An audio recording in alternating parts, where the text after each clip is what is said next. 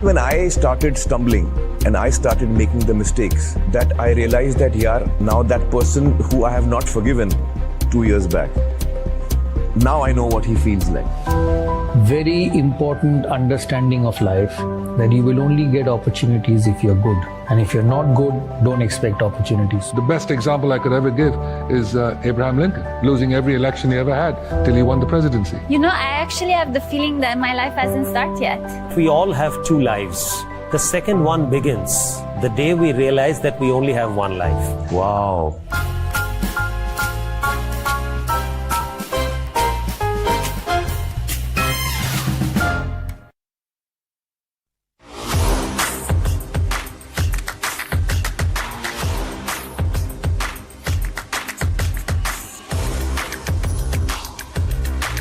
This is India's #1 news network, and you're watching News 9. English news as it should be. Very good morning. You're watching News 9. I'm Karthik Malhotra. This is Morning Brief at 9. On the show this morning, after Australia banned social media for under 16s, now France to vote for similar ban on social media use for under 15s in the country. Also on the show, even as US President Donald Trump seeks more active NATO support in his war on Iran, Spain shuts its airspace for US warplanes. And even as markets remain closed today on account of Mahavir Jayanti, foreign investors flee Indian equities faster than ever before. Indian stock markets record the worst sell-off since COVID-19 as FIIs dump $12 billion worth of Indian holdings. That and more on this edition of Morning Brief at 9.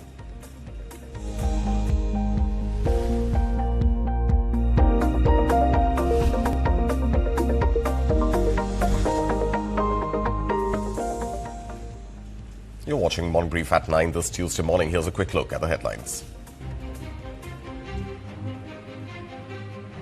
Amid U.S.-Israel-Iran tensions, White House says Tehran talks progressing, warns of consequences if commitments are not honored. Iran denies direct talks with U.S., calls demands unrealistic as Washington insists negotiations are progressing. U.S. President Donald Trump warns of strikes on Iran energy sites if Hormuz Strait remains blocked as tensions escalate. Iran's Foreign Minister Abbas Araghchi calls on Saudi Arabia to remove U.S. troops, saying Tehran's regional attacks target only enemy aggressors and not Arab nations. Ukrainian President Volodymyr Zelenskyy urges Russia to agree to a mutual halt on strikes against energy infrastructure, aiming to ease the global oil crisis fueled by the Iran war. Airlines raise fares and cut capacity as fuel costs surge, with profitability now dependent on consumer travel demand amid oil shock. West Asia luxury car market weakens as Iran war disrupts demand, halts bespoke orders and pressures high-margin sales. Israel's parliament passes bill allowing execution of Palestinians convicted of deadly attacks, drawing sharp criticism from European governments and human rights groups. And the French Senate prepares to vote on landmark legislation to restrict social media access for children under 15 in a push to strengthen online safety protections.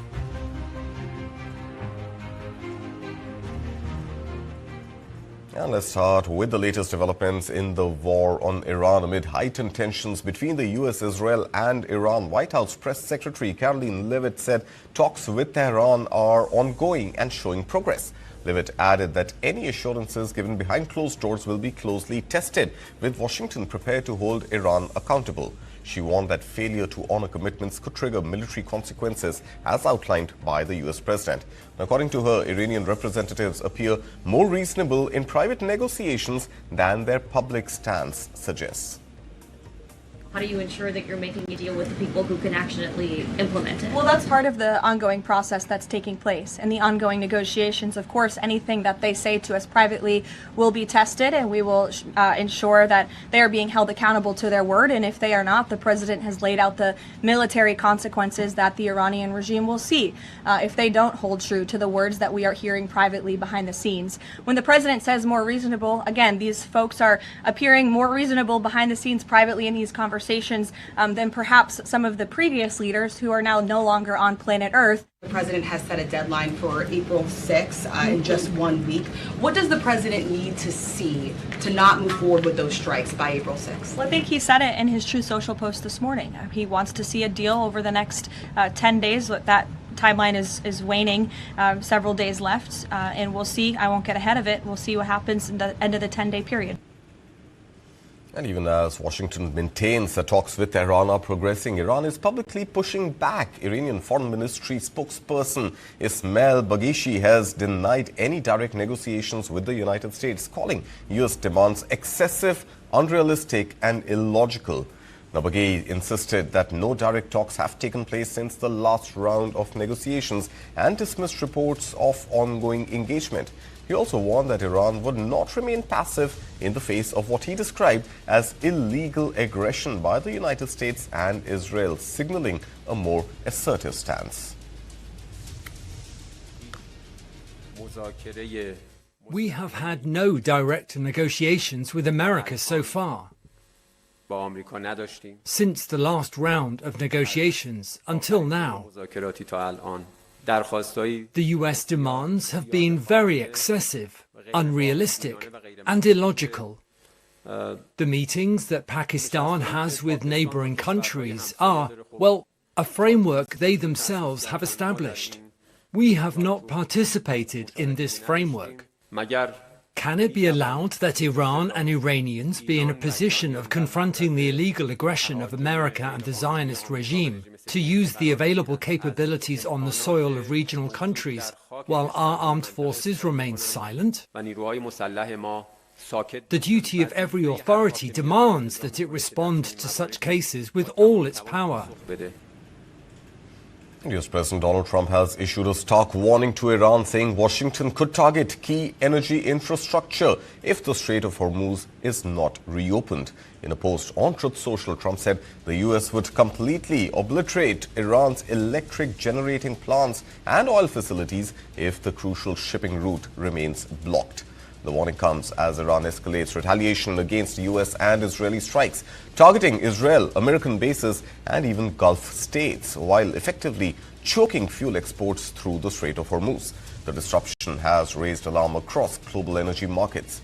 Meanwhile, the US has deployed thousands of troops to West Asia, with some already on the ground, signaling speculation of a potential ground invasion, though no formal details have been announced just as yet.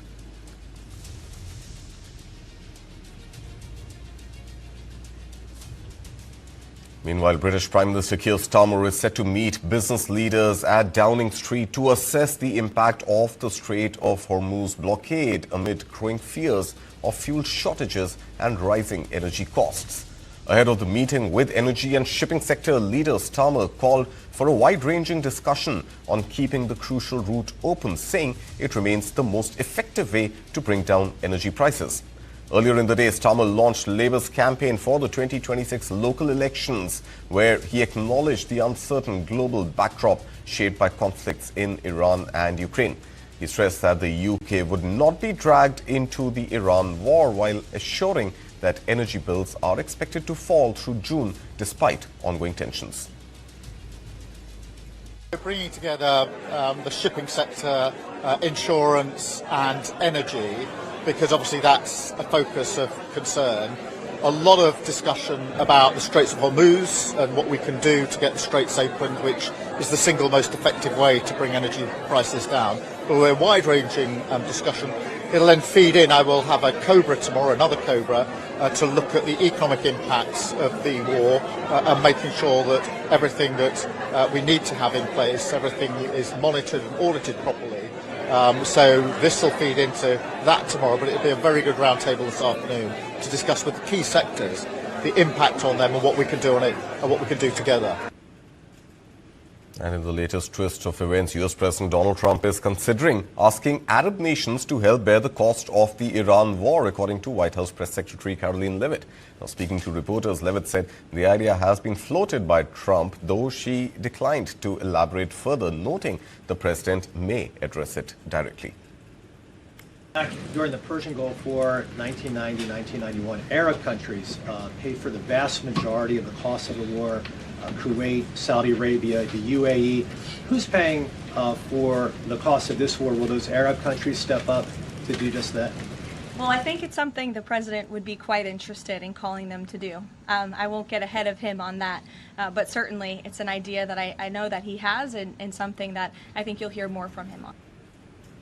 Meanwhile, Iran has stepped up its messaging in the Gulf, with Foreign Minister Abbas Araghchi urging Saudi Arabia to expel U.S. forces from its territory. In a post on social media, Araghchi described Saudi Arabia as a brotherly nation, while reiterating that Iran's military actions are directed only at what it calls enemy aggressors. He claimed that U.S. forces do not respect either Arabs or Iranians and are incapable of providing security to the region. The statement marks a sharp escalation in rhetoric as tensions continue to rise amid the ongoing conflict involving Iran, the United States and Israel. It also underscores Tehran's attempt to reshape regional alignments, even as military and diplomatic pressures intensify across the Gulf. And German Chancellor Friedrich Merz has warned that the Iranian war risks spiraling into a wider regional conflict with serious consequences for Europe. Speaking in Berlin, he said such an escalation could place a burden on Germany and the continent comparable to the COVID-19 pandemic or the early stages of the Ukraine war. Merz noted that conflict is already impacting daily life, with rising fuel and energy costs hitting households and businesses. He also highlighted increased security concerns, including the need for heightened police protection around synagogues and Jewish communities.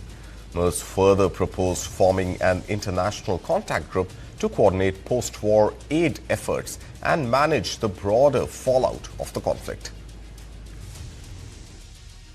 Deutschen Haushalten und Unternehmen und schließlich wir müssen vor Synagogen und jüdischen Gemeinden erneut den Polizeischutz verstärken.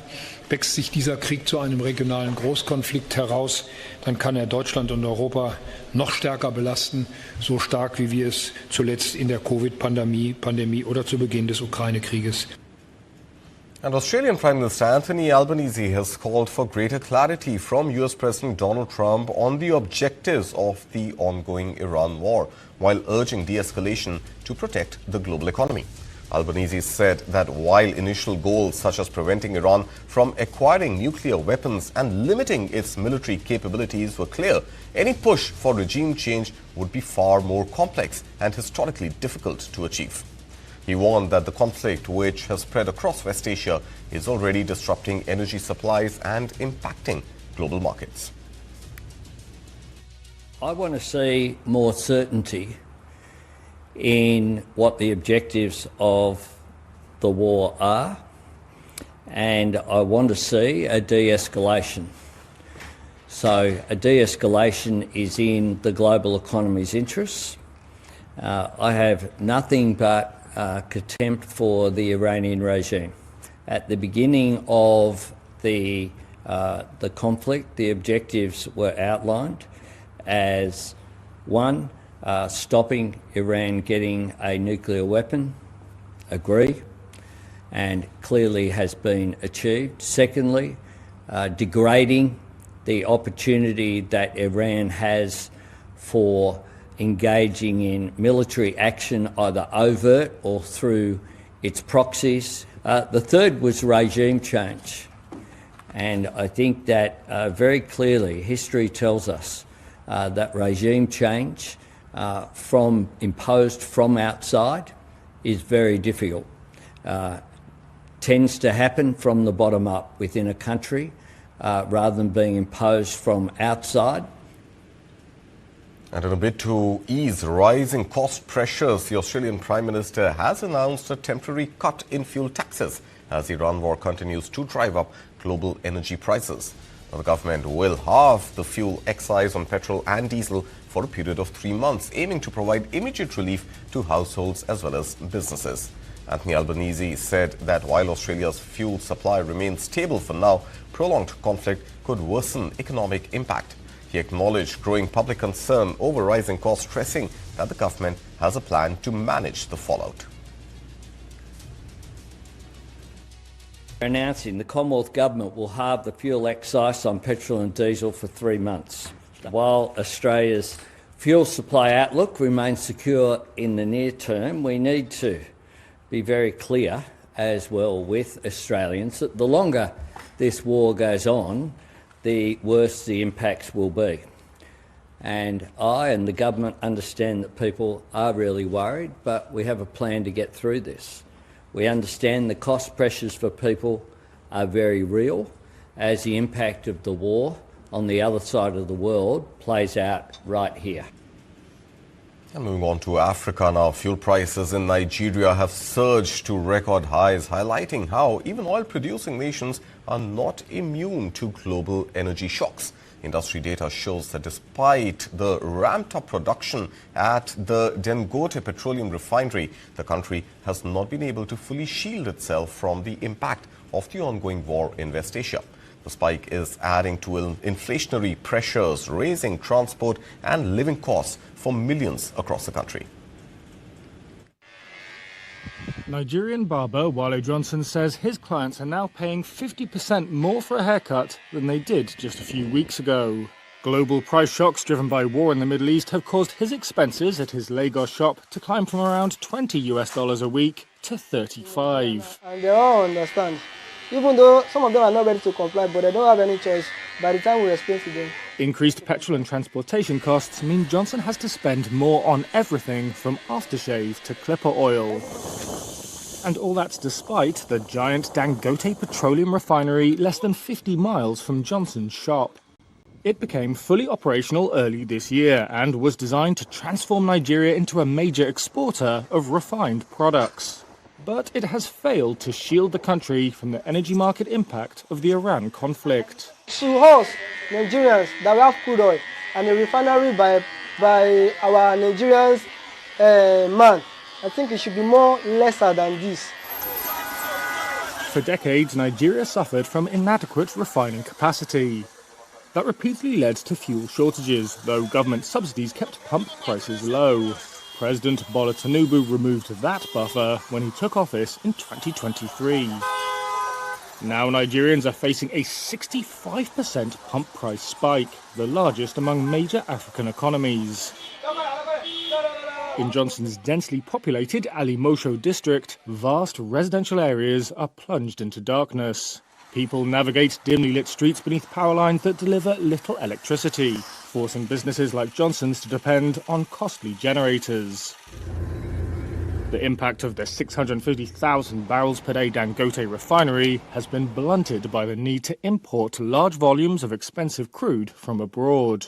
And that's even though Nigeria is Africa's biggest oil producer. The constraint stems from Nigeria's financing model. State oil firm NNPC's joint venture crude is tied to oil-backed loans and pre-export deals. That means as much as roughly 1.5 million barrels per day of Nigeria's production goes to paying debts to international oil majors, banks and traders. Dangote's managing director, David Bird, said earlier this month that the company can only source about 5 crude cargoes a month locally, far short of the 13 to 15 required. It has to import the rest at prices dictated by the Iran war. After meeting Tinubu last week, Aliko Dangote, president of the Dangote Group, said the conflict would worsen economic hardship across Africa unless it was urgently resolved. Global airlines are scrambling to manage a sharp surge in oil prices triggered by the Iran conflict, with carriers raising fares and cutting capacity to offset the rising costs. Airlines like United Airlines and Air New Zealand have already announced price hikes and reduced flights. However, the industry's profitability now depends on whether consumers cut back on travel as fuel costs strain household budgets. Here's more. Global airlines are fighting to cope with a sudden surge in oil prices. Carriers like United Airlines and Air New Zealand have announced higher fares and lower capacity. But the industry's ability to stay profitable may depend on whether consumers pull back on flying to save money. The airline industry had forecast record profits of $41 billion this year. But then came the U.S.-Israeli conflict with Iran, which began last month. Jet fuel prices have since doubled and forced carriers to rethink their strategies. It's a blow to the industry after last year's record global passenger numbers. They'd reached about 9% above pre-pandemic levels despite supply chain challenges. Those factors had held back capacity growth and given airlines strong pricing power as they filled more seats on each plane. But the scale of the rises needed to make up for the jet fuel price surge is huge, particularly at a time when consumers face pressure from higher gasoline prices which could hit their spending. One analyst argued the only way to get prices up is to lower capacity. United Airlines CEO Scott Kirby told ABC News last week fares would need to rise 20% for the airline to cover the higher fuel costs. Hong Kong's Cathay Pacific has lifted fuel surcharges twice in the last month. From Wednesday, a return trip from Sydney to London will have an $800 fuel surcharge. Analysts believe low-cost carriers could struggle the most.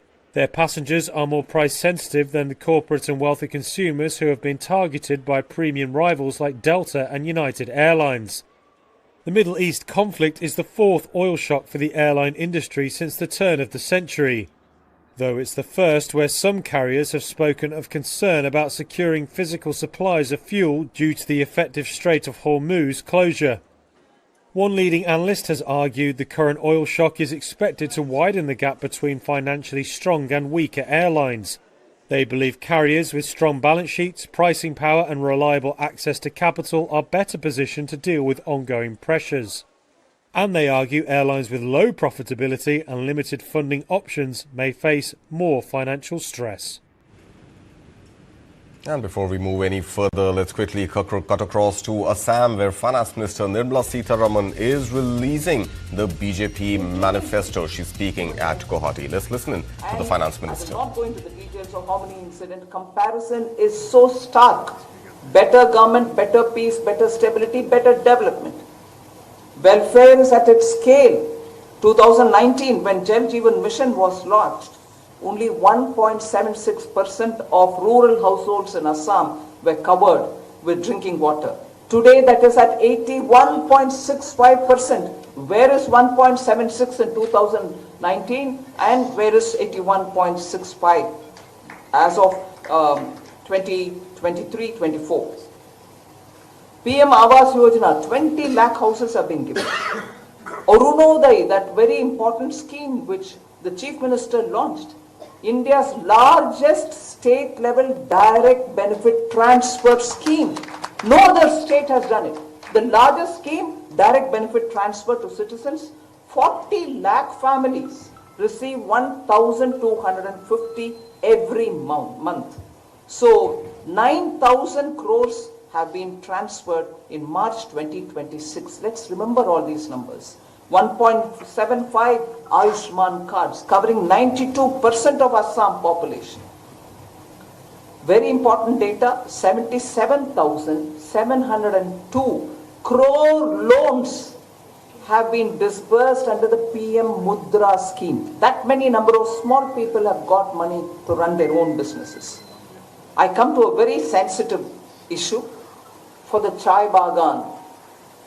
4.5 lakh families are now receiving land pattas for the first time under the mission Basundara. Chai Bagan workers are the poorest of the poor. They live in such pathetic condition.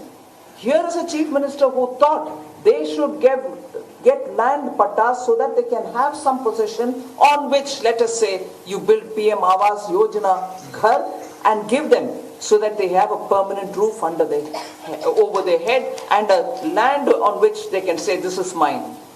Like that, one other very unique achievement of the Honorable Chief Minister. 7 dedicated cancer hospitals have been built. No other state, and I say this not because of a sense of pride, but the sensitivity with which this government works. No other state in India has a government sector cancer hospital network. 7 of them, and they're all interconnected, sharing their best practices and help people. And this is not elections may come, elections may go. But this kind of achievement will never disappear. And people of Assam will remember it. And just remember, 150 crore was all that was given for health sector. Today, 9,000 crore per year is being built for these 6 medical colleges, other than the 7 cancer hospitals. 6 medical colleges which are being built, 6 medical colleges which were built under the Congress, but today 15 are operationalized hospitals in Assam. From 16 it has become 15. You have 16 more planned which are coming sooner. So the hospital and medical coverage which are being given is going to be biggest. In the budget which I announced on 1st February, National Mental Health Institute, which is in Tezpur, is now going to be a regional apex center. That was announced in the central budget. And again, most important when I'm talking, sorry, I'm not going to take more of your time. I'm sure you want to hear further from the Chief Minister himself. Identity and pride of Assam, which all of us honor from BJP. We respect it so much. I want to highlight what few things have been done. 84-foot Lachit Borphukan statue, unveiled in Jorhat, March 2024. In July 2024, the Charai Dev Moidam received UNESCO Heritage Recognition, which is so unique, the mound burial system of the Ahom dynasty have got the recognition in the UNESCO. It happened because the state government and the central government worked together on that. 498 crore Ma Kamakhya Divya Lok Pariyojana, which is something which the Chief Minister thought, started working on it. I think it's a statement of civilizational pride. This year's budget, we've announced Buddhist circuit and recognition of some of the Assam's heritage sites. Even more, Assam immediately invokes the rhino in our minds, the rhinoceros. Rhinoceros poaching has come down between 2022 and 2025. Since the poaching has come down, you have a number increase in Kaziranga alone from 2048 to 2613, just in Kaziranga. And in entire Assam, 3,000 rhinos are roaming safely now from poachers.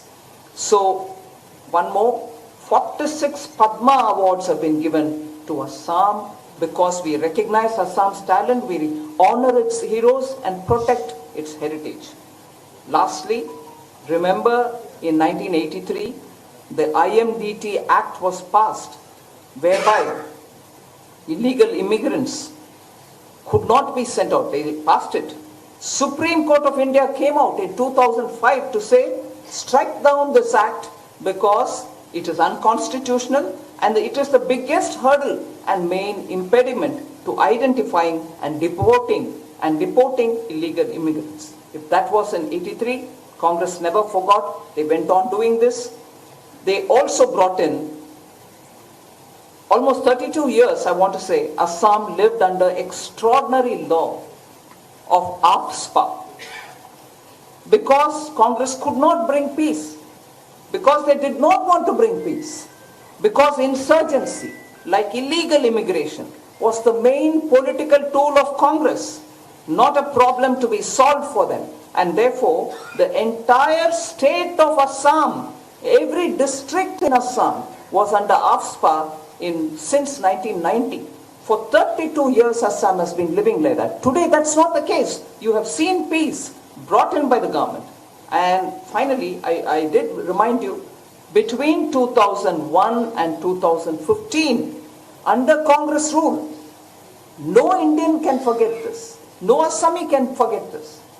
Assam suffered 810 bomb blasts that killed 471 people. In the same period, eight major ethnic clashes happened, 535 loss of lives was recorded. Now, I won't take more of your time, I'm finishing. Here is what is the record that we want to show before the people of Assam. You're seeing it every day. Today we have come out with a 31-point Sankalp Patra. Prime Minister visited Northeast 77 times. Whereas you had a Prime Minister earlier who was an MP from Assam, who probably just visited 4, 5 times, 10 times, not more than that, not more than 10 times for the entire Northeast. But this is the record which Honorable Prime Minister himself is monitoring, and this Sankalpa today has such important points for the future and the development of Assam. I strongly wish and bow my head and with my hands folded, appeal to every Assami, to every Assam voter, to please remember this record and vote for BJP, vote for Kamal, support Himanta Biswa Sarma and support the Honorable Prime Minister.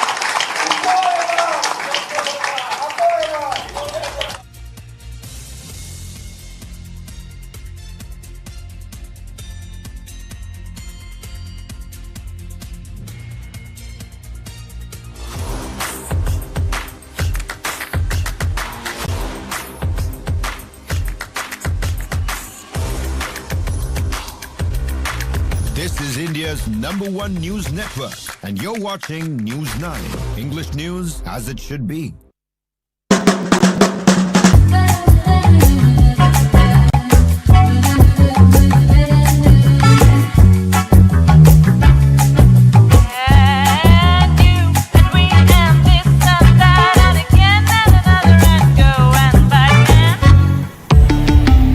Volkswagen.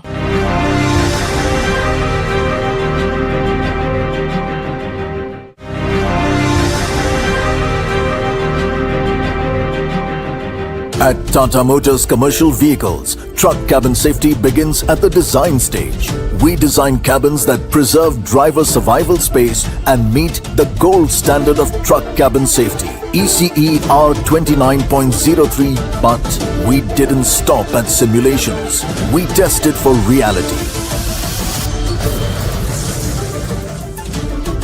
This is real safety, delivered at the moment of impact. Tata Motors Commercial Vehicles, designing, testing and leading the future of trucking with safety at its core. In Tamil Nadu, the battle over language returns. ஒரே மொழி பேசுகிறோம், ஒரே எதிர்காலத்தை நோக்கி நடக்கிறோம். Election about identity, loyalty. Bye bye Stalin. Dravida model versus double engine की सरकार. BJP NDA की double engine सरकार बनना तय है. The stakes are high. From the ground, the questions that matter, the voices that shape the vote. India votes only on News 9.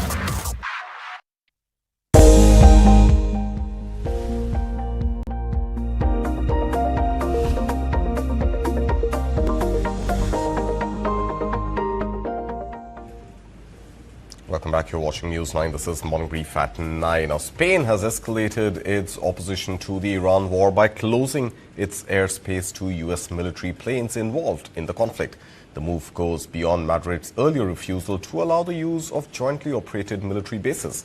As a result, U.S. aircraft will now have to reroute around Spain for operations linked to the war with Iran, complicating logistics for Washington and its allies. The decision highlights growing divisions within NATO over the conflict, with Spain firmly distancing itself from direct involvement. Spain has closed its airspace to US planes involved in attacks on Iran, in addition to not allowing them to use the Morón and Rota military bases. That move was confirmed by Spanish Defense Minister Margarita Robles on Monday. We don't authorise either the use of military bases or the use of airspace for actions related to the war in Iran. The restrictions forced the US to bypass NATO member Spain as its planes fly en route to their targets in the Middle East as part of the US-Israeli war on Iran. Last week, Prime Minister Pedro Sanchez said the country was taking action as Spain is a sovereign country that does not wish to take part in illegal wars. US President Donald Trump has threatened to cut trade with Madrid for denying the US use of Spain's bases in the war. Trump has cited preventing Tehran from obtaining nuclear weapons as one of the reasons for attacking Iran. Tehran denies it is seeking a nuclear arsenal.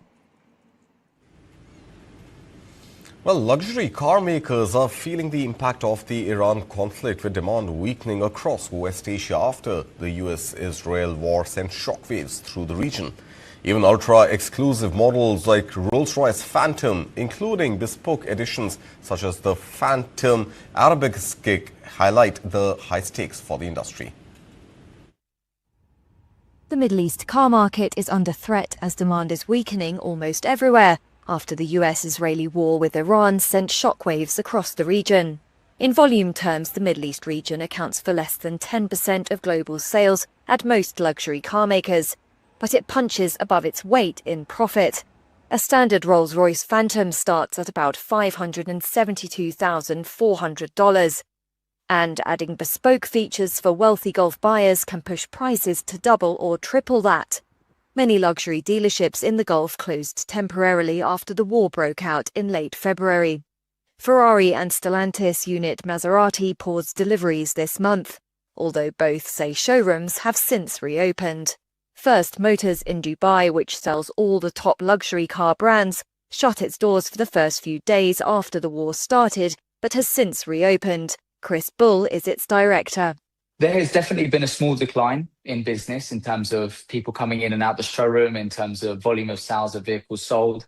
But it hasn't been as much perhaps that we would experience as perhaps is anticipated from the outside world.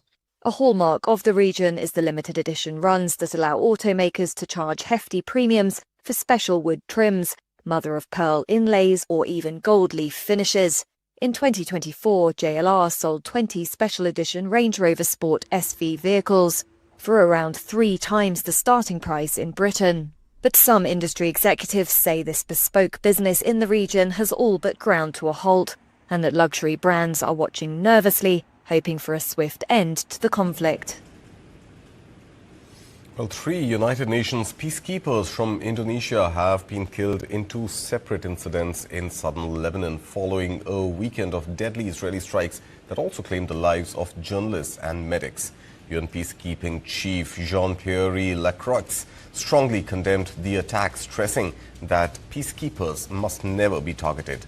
The United Nations has launched an investigation into the incidents while raising alarm over increasing aggressive actions against peacekeepers in recent days. 2 Indonesian peacekeepers lost their lives in an explosion that hit a UNIFIL logistic convoy, destroying their vehicle near Bani Hayan in Sector East. 2 more peacekeepers were injured, 1 seriously. The origin of the explosion has not been determined. Yesterday, a peacekeeper of the Indonesian contingent was killed in an explosion inside the UNIFIL base in Et Taib, also in Sector East. Another peacekeeper was critically wounded and was evacuated to a hospital in Beirut. We strongly condemn these unacceptable incidents, and peacekeepers must never be a target. UNIFIL is investigating these incidents to determine the circumstances of these tragic developments. We also remain seriously concerned about several aggressive behaviors incidents against UNIFIL peacekeepers in the past couple of days. Oil prices corrected slightly on Tuesday after a sharp rally driven by escalating tensions in West Asia. Brent crude is trading lower by around 1.2% at about $111.03 per barrel, while US benchmark WTI crude has slipped about 1.6% to $101.24 after closing on Monday above that $100 mark for the first time since the war started. The pullback comes even as geopolitical risks remain elevated, with US President Donald Trump warning that Iran's key oil export infrastructure could be targeted, including the strategic Karg Island terminal.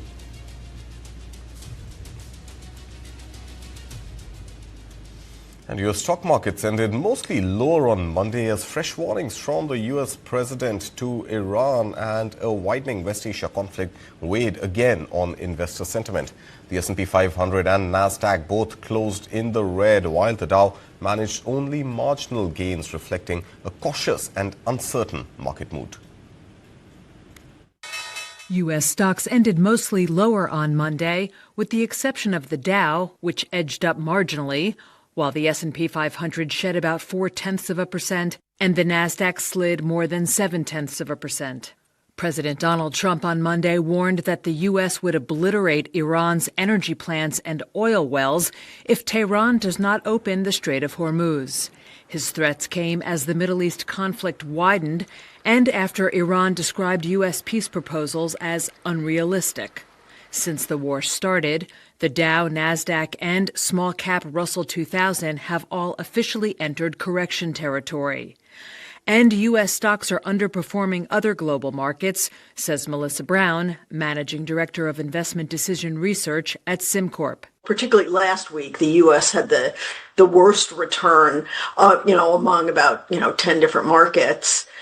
So it's been a tough market to navigate, I think, and I think it's driven by real concerns about what is happening in Iran, what that is going to mean for oil prices. Are we really going to be able to get out of there and soon?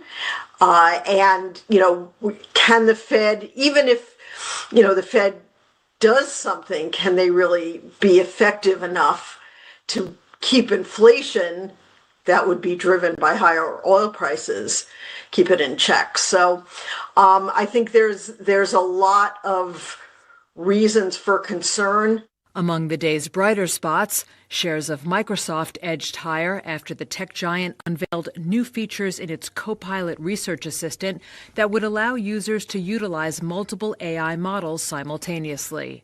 Shares of Biogen gained 2% after the FDA approved a higher dose of its spinal muscular atrophy drug Spinraza as the drug maker battles intensifying competition from Roche and Novartis. On the flip side, shares of Cisco slumped more than 15% after the food distributor said it would buy catering supplier Jetro Restaurant Depot in a $29 billion deal, including debt. And investor sentiment continues to be weak even on Asian markets, which have opened in the red this morning. This despite the slight correction that we saw in the prices of Brent crude as well as WTI. Japan's main index, Nikkei 225, is trading almost flat today after days and days of battering that it received from investors. Now, South Korea's Kospi, however, continues to be down about 2% in trade this morning. Taiwan's TAIEX also down more than 1%, where the Shanghai Composite Index and the Hang Seng, Hong Kong's main benchmark index, are down about 1/3 of a percentage point. Remember, Indian stock markets are closed today on account of Mahavir Jayanti, but yesterday's battering on the stock indices was something that has really deepened the investor pain. Sensex and Nifty both closed more than 2% down in trade yesterday. In fact, the Sensex closing below that crucial 72,000 level. Meanwhile, Nifty 50 also closed the day down almost 500 points to levels of about 22,330. Similar pain, in fact, slightly deeper pain felt for the mid-cap and the small-cap space, with the indices down more than 2.5%. India's volatility index, the India VIX, closed the day sharply higher, about 4% or so higher, at levels nearing 28. But Indian investors have had their worst month in March 2026 as benchmark Nifty fell about 11.36%, the steepest decline since March of 2022. That was the month that the COVID-19 pandemic was declared as a lockdown for India, even as global markets reel under the war between US and Iran. On Monday alone, that's yesterday, Nifty fell about 2.14% to about 22,300 odd points, extending the 6 weeks of continuous decline. Sensex, remember, closed below the 72,000 points. Now, oil prices continue to be a pain point for the market as Brent crude futures stayed above the $110 a barrel. The Iran-US war showed no signs of de-escalation, even as US President Donald Trump reportedly prefers diplomacy and claims that talks are ongoing. Markets have been in a flux ever since the West Asian crisis, and the volatility measure India VIX hit a 4-year high at 27.75 levels on Monday, up about 3% in a day. Analysts maintain that markets were fragile. Foreign investors have dumped as much as $12 billion worth of Indian equities. Wealth erosion for investors by way of market cap declines now stands at levels even higher than those reported in March 2020, when the COVID-19 pandemic induced nationwide lockdowns. The FII outflow is further exacerbated by the declining value of the Indian rupee that touched another lifetime low of 95 rupees against the US dollar.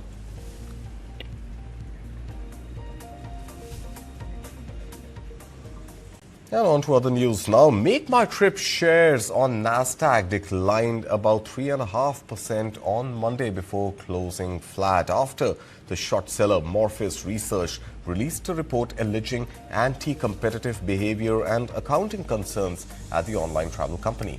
The report claims Make My Trip continues to apply price parity practices or offering the same or better prices than other channels with hotel partners, despite a 2022 ruling by India's Competition Commission of India ordering the company to stop such conduct.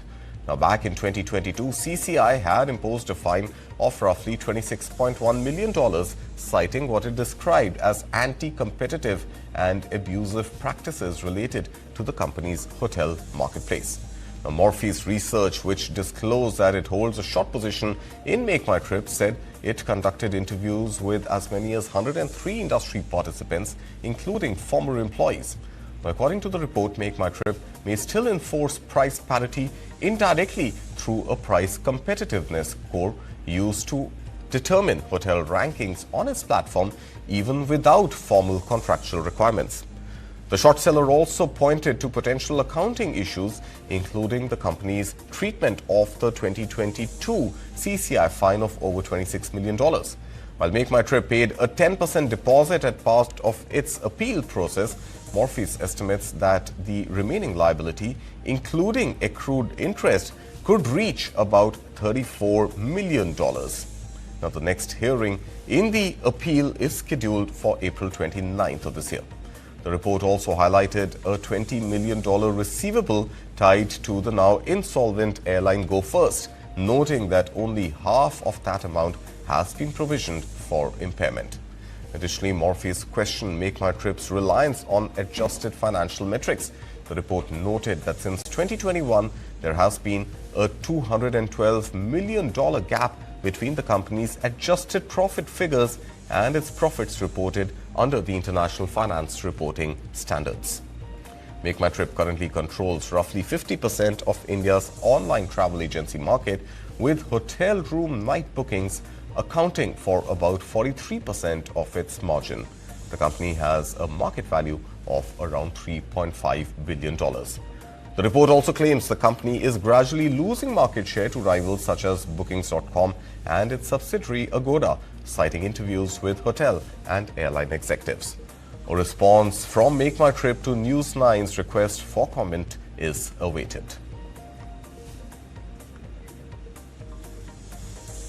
And with that, we will slip into another short break. A lot more coming up on the other side. Stay with News 9.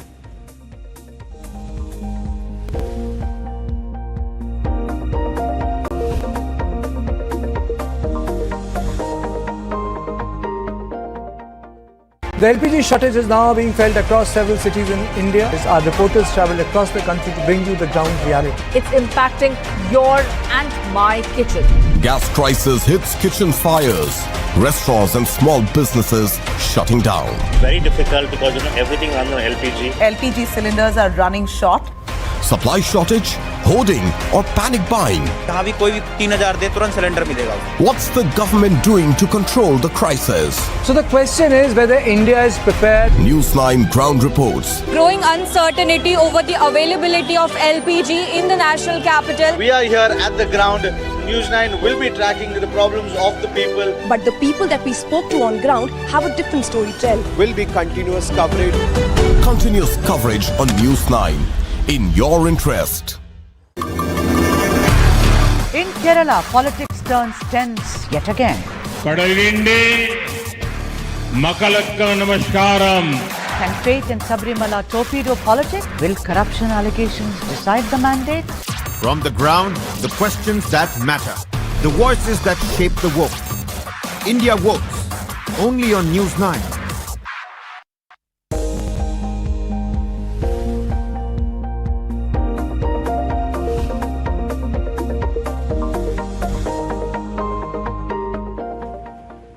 Welcome back. You're watching News 9. This is Morning Brief at 9. Now, France is set to take a major step on online safety, with the Senate preparing to vote on a landmark bill that could ban social media access for children under the age of 15.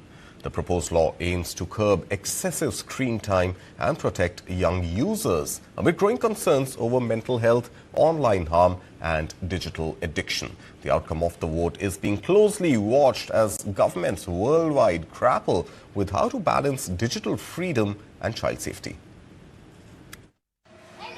Like many of his peers, middle schooler Leon Defet joined social media at 13 years old, using apps like Snapchat, TikTok, and Instagram to speak with his friends and post photos. He says he enjoys social media because it frees and stimulates his mind. But that's the complete opposite of what his mother, Caroline Defet, wants for him. A social media ban would give children the chance to get bored, and boredom is incredibly important for the imagination, for thinking, for simply taking time. These days, every spare moment is spent scrolling. On Tuesday, the French Senate will vote on a landmark bill seeking to ban social media in France for kids under 15 years old. The bill already cleared a hurdle at the National Assembly in January. If it passes in the Senate, it will be subject to a vote in the lower house before becoming law. One of the bill's authors, Laura Miller, said several studies showed young people are accessing smartphones at increasingly younger ages and spending up to 6 hours on social media daily. It's clear that this has a significant impact on their development, both personally and cognitively, as well as on their understanding of the world and their perspective on it. Leon's mother, Caroline, said a ban could have helped limit her two teenagers' usage of social media if it had been in place when they were younger. She said she's noticed waning concentration in her teens and even less conversation amongst them and their friends, as they're often on their phones. We're always on the fence, wondering, do I cut them off from everything or not? My only regret is that I gave them phones too quickly. The bill proposes banning children under 15 from social networks and social networking functionalities embedded within broader platforms. It reflects rising public anxiety over the impact of social media on minors and growing concerns about online bullying and mental health risks. President Emmanuel Macron has pointed to social media as one factor to blame for violence among young people. He's urging France to follow Australia, whose world-first ban for children under 16 on social media platforms, including Facebook, Snapchat, TikTok, and YouTube, came into force in December. Other countries, including Britain, Denmark, Spain, and Greece, are studying Australia's move. Macron wants the ban in place in time for the start of the next academic year in September. U.S. President Donald Trump has reignited the debate over birthright citizenship just days before the Supreme Court is set to hear a crucial case on the issue. Now, in a social media post, the US president strongly criticized the current citizenship system, arguing that it is being exploited. The case centers around Trump's executive order, which seeks to deny automatic citizenship to babies born in the United States if neither parent is a citizen or a legal permanent resident. Now, this would include children of immigrants who are in the country illegally, as well as those whose stay is temporary, such as students or workers on visas. The long-standing principle of birthright citizenship, which dates back over 128 years, will now be tested once again in the US Supreme Court. The outcome of the case could have far-reaching implications, potentially reshaping US immigration policy and constitutional interpretation.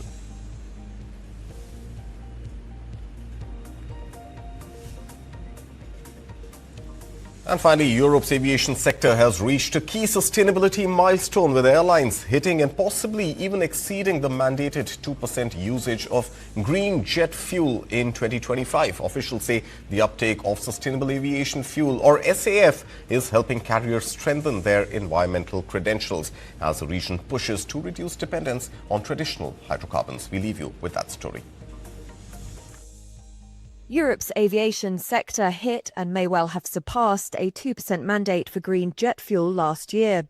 That was according to a regulatory official and a source speaking to Reuters. It bolsters airlines' green credentials as the region seeks to cut reliance on hydrocarbons. The achievement, previously unreported and due to be confirmed in a report later this year, marks a sharp turnaround from a year earlier. Uptake then was just 0.6%. Airlines had repeatedly warned that targets would be missed. The EASA will publish official data on last year's sustainable jet fuel use in Europe after the summer. Jet fuel use has been thrust further into the spotlight as the Iran war raises oil prices and disrupts supplies. A senior EU official separately said the region had likely exceeded the threshold.